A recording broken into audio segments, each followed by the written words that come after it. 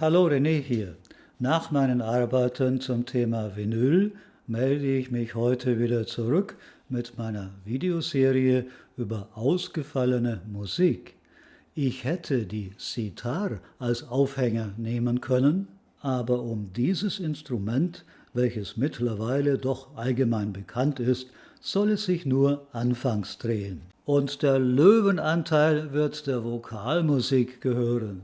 Für diesen Zweck gebe ich sogar eine Runde aus im Coke Studio. Dieses TV-Projekt kennen Sie schon durch meine früheren Präsentationen in dieser Reihe. Zuerst aber Sitar-Musik vom Feinsten.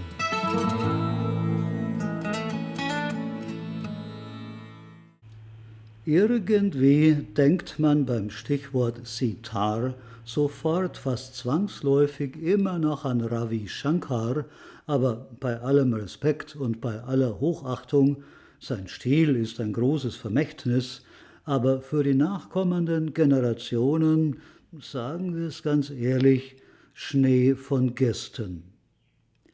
Nach dem Tod ihres Vaters, er ist ja bekanntlich 2012 im Alter von 92 Jahren verstorben, hat seine Tochter Anushka ihrem Herzen Luft gemacht und öffentlich von ihrem Missbrauch durch Personen in ihrem Umfeld und das harte Training durch den strengen Guru Ravi erzählt.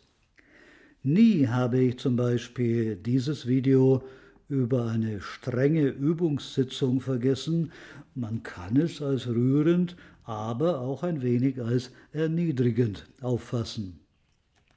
Auf jeden Fall hat sie sich psychisch von ihrem Übervater befreit und vielleicht erklärt die harte Schule ihrer jungen Jahre auch, dass sie keineswegs die Tradition ihres großen Lehrers fortgeführt, sich von den klassischen Fesseln befreit und fast demonstrativ eher Jazz, Pop und experimentellen Fusion-Versionen zugewandt hat. Eins von zahllosen Beispielen wäre etwa Pacifica. Da spielt zwar eine Sitar, aber die Musik kommt aus einer völlig anderen Welt. Geradezu programmatisch klingen Titel wie Boat to Nowhere und New Dawn, also neue Morgendämmerung. Nachträglich verstehe ich Anushkas fast immer traurigen Blick und ihre Flucht in immer neue Klangwelten. Anushka Shankar ist aber zu berühmt, als dass ich hier noch für sie Reklame machen müsste. Vielmehr geht es mir darum zu zeigen, dass das indische Idiom und der Klang der Sitar immer wieder wie der Phönix aus der Asche auftauchen, verjüngt und mit überraschenden neuen Attributen.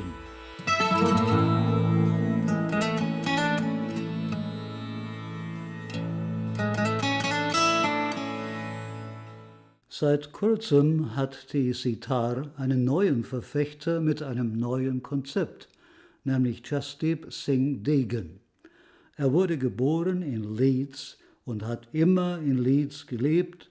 Leeds in England ist sein Nabel der Welt, nicht etwa Indien, und er ist stolz darauf. Sogar das Sitarspiel hat er ab einem Alter von 15 Jahren, raten Sie wo, in Leeds gelernt, was kein Problem war, weil sich in England die indischen Top-Musiker gegenseitig die Klinke in die Hand geben.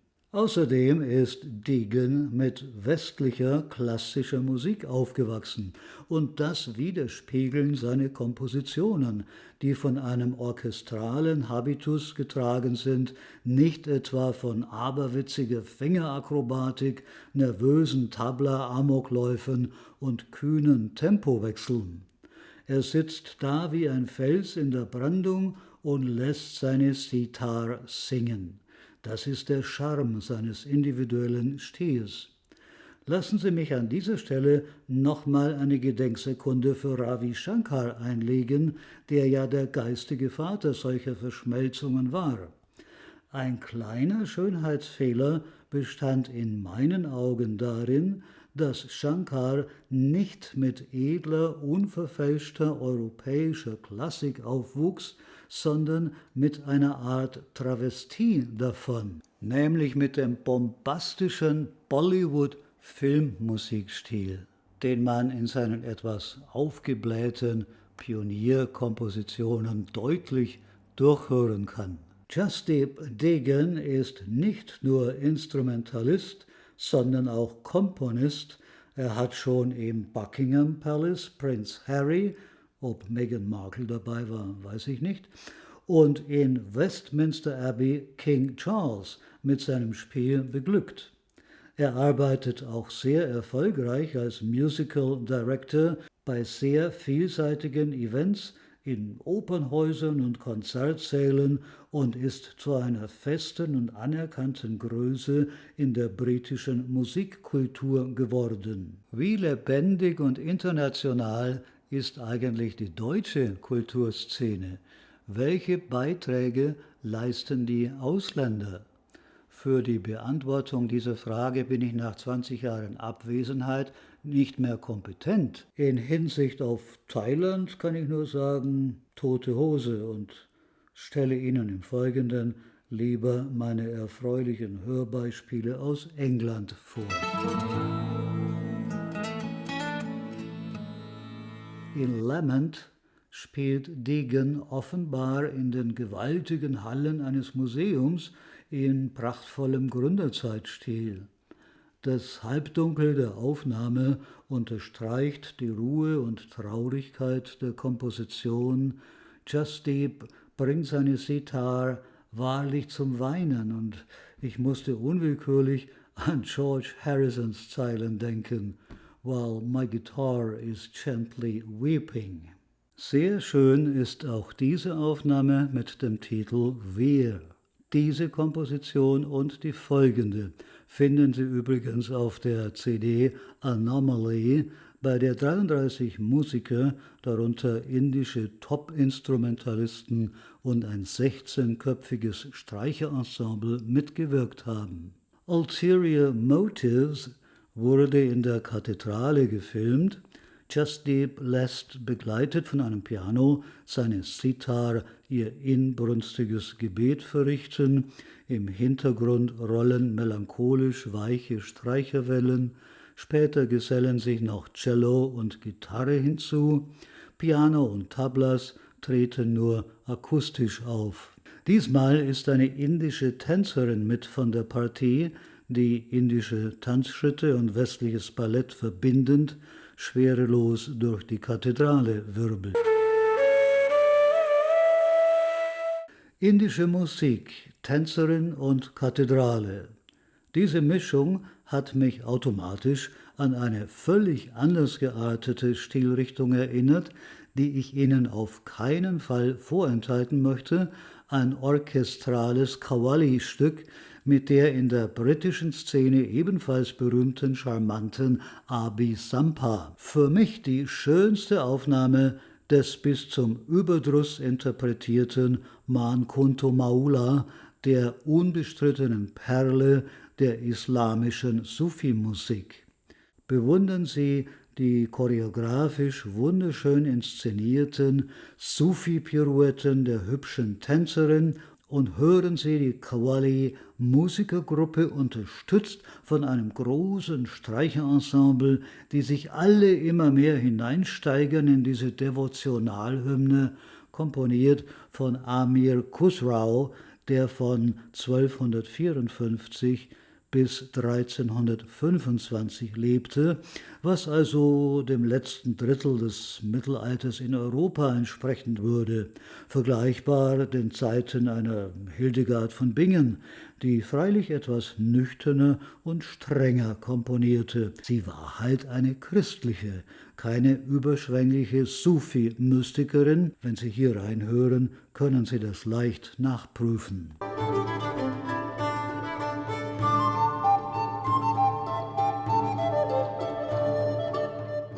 Der Kontrast zu all diesen Musikstücken kann gewaltiger nicht sein, wenn wir nun nach längerer Pause wieder mal alle zusammen ins wilde Coke-Studio gehen. Dort sitzt nämlich schon Farid Ayaz, sein diamantbesetztes Käppi kühn in die Stirn geschoben, bereit, uns eine vergnügliche Viertelstunde zu bereiten mit dem Lied vom Kangana, was eigentlich Armband bedeutet, aber gemeint ist wohl eine Geliebte, die von einem Dandy-Lover, einem Playboy von auswärts, gekapert wurde, der nun kniefällig aufgefordert und angefleht wird, das Schmuckstück zurückzugeben.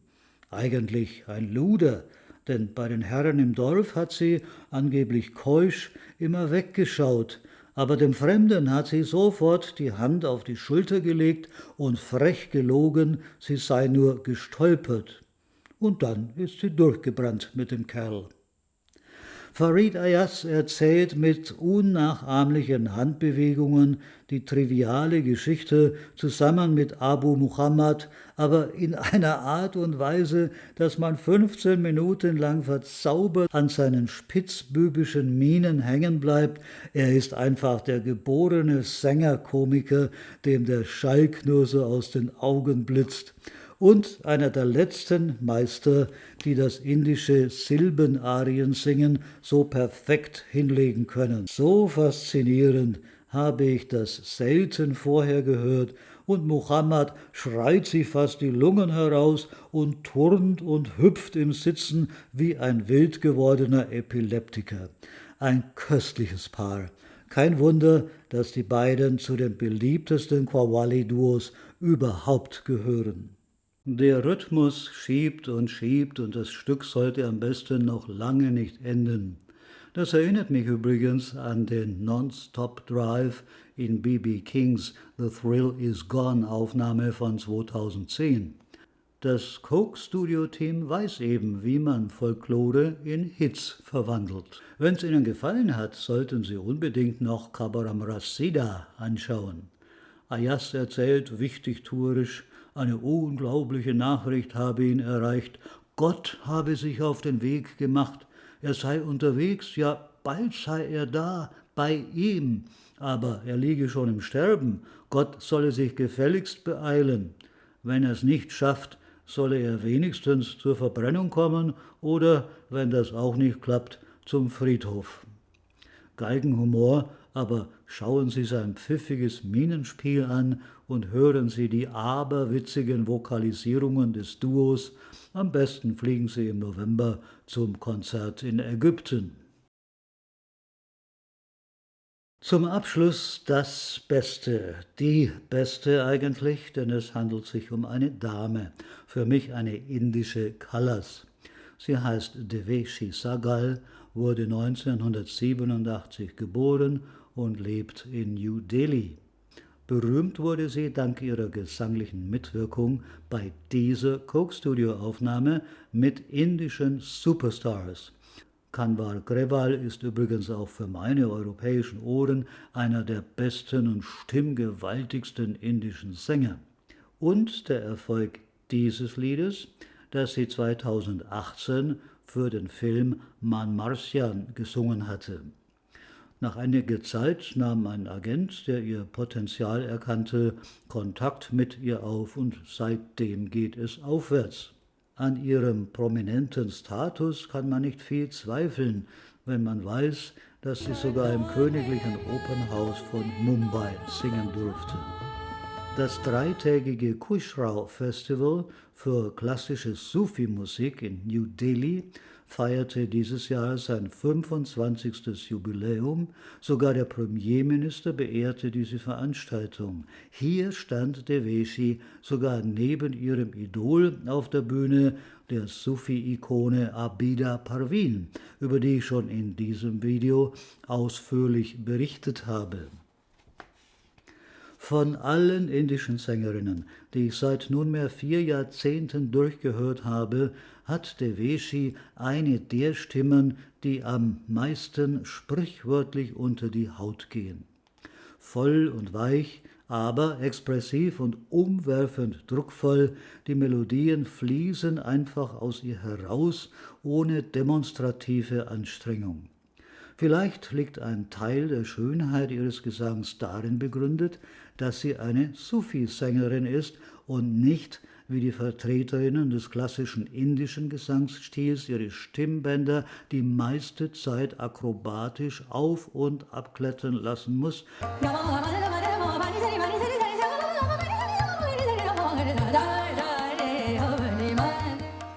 sondern die Melodien wirken lässt.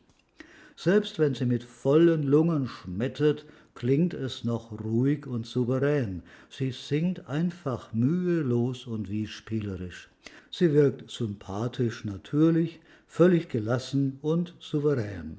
Sie liebäugelt offenbar auch mit einer kleinen Popmusikkarriere, publiziert Heimstudioaufnahmen und lädt sie auf ihrem eigenen YouTube-Kanal hoch. Das klingt ganz nett, aber zeigt nicht die wahre Größe ihrer Stimme, deshalb stelle ich in dieser Richtung nichts speziell vor. Sie verstehen meine Entscheidung vielleicht besser, wenn Sie ein Experiment mit dem folgenden Lied gemacht haben. Hören Sie den Klassiker Chori Chori an von Misha Shafi, einem erfolgreichen Starlet aus dem Coke Studio, und dann von Deveshi.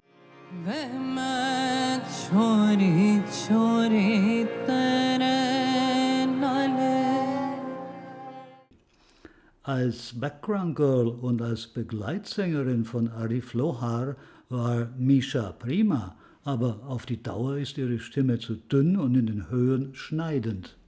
Deveshi brilliert mit der Power ihrer Stimmbänder und ganz ohne Coke Studio Klimbim.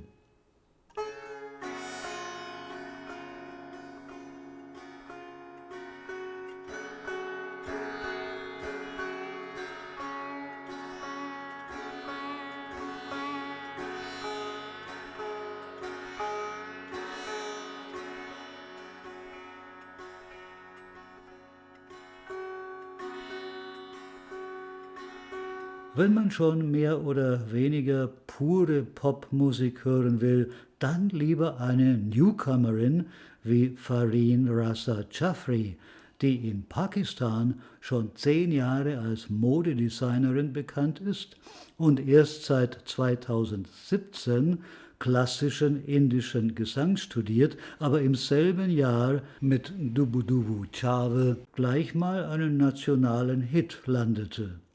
Eine einprägsame Stimme und ein tolles E-Gitarren-Solo dazu. Wäre das Lied in Englisch gesungen, Sie würden sicher nicht erraten, dass es ausgerechnet aus Pakistan kommt. Dub dub jaave, dil mera jad yaad. Deutsche oder europäische Sängerinnen mit solchen Stimmen wüsste ich auf Anhieb nicht, aber anschließend möchte ich Ihnen einen Franzosen empfehlen, der das indische Aroma so perfekt inhaliert und internalisiert hat, dass ein Großteil seiner Werke intensiver nach Indian-Pop klingt als viele Produktionen von Eingeborenen. Ich spreche von Tattoos. Tattoos fing schon mit 11 Jahren an, mit Hilfe von Synthesizern und der Cubase-Software auf Atari-Computern herumzuprobieren. Er veröffentlichte seine ersten Techno-Alben seit 1995. 2004 ging er nach Indien, lebte 12 Jahre in einem Wohnwagen, um völlig ungebunden zu sein, und lernte verbissen Sitar, Tabla und andere Instrumente. Er gründete eine Gruppe und ein großes Projekt in Goa. Ab 2013 tourte er durch Indien, Mexiko, Ägypten, Russland und Ukraine und begann seine Kreativität aufs Filmedrehen auszuweiten. Über 80 Clips hat er mittlerweile produziert, viele sind völlig abgedreht und surrealistisch. Das ist anfangs faszinierend, ich finde aber, der endlose Strom von KI-Animationen kann nach den anfänglichen, manchmal durchaus umwerfend fantasievollen Überraschungseffekten schnell langweilig werden. Der Künstler hat aber auch reine Musikvideos gedreht, die Impressionen aus dem indischen Alltag zeigen oder ihn selbst an malerischen Orten. Ich dachte, Sie sollten ihn auf jeden Fall mal kennenlernen. Techno-Fans bleiben ihm vielleicht sogar treu. Das waren die Rosinen, die ich diesmal aus dem fast unüberschaubar großen Kuchen herausgepickt habe.